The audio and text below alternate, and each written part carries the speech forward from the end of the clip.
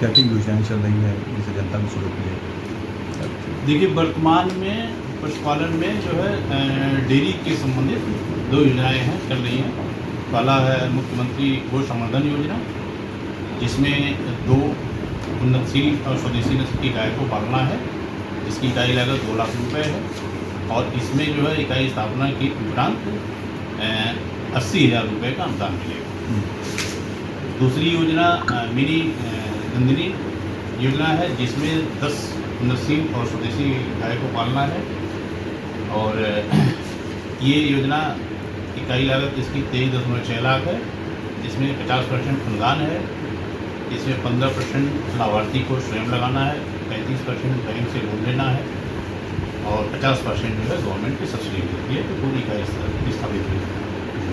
इसमें एक सुविधा है कि अगर कोई लाभार्थी जो है बैंक से लोन लेना नहीं चाहता है और वो स्वयं में सक्षम है, तो लाभार्थी बैंक ऋण का जो राशि है वो भी स्वयं वहन कर ले और 50% इसका मतलब वो स्वयं वहन कर देगा, तो उसकी इकाई स्थापित हो सकती है और 50% अनुदान मिलेगा।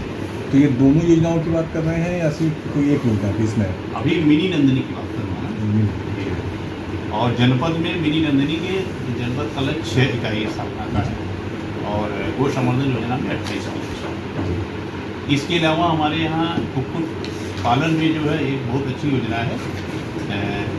उत्तर प्रदेश कुक्कुट विकास नीति 2022 के अंतर्गत 10,000 पक्षी क्षमता से लेके 60,000 पक्षी क्षमता तक 10,000 की गुणांक में पक्षी को पालना है जो अंडे देती है।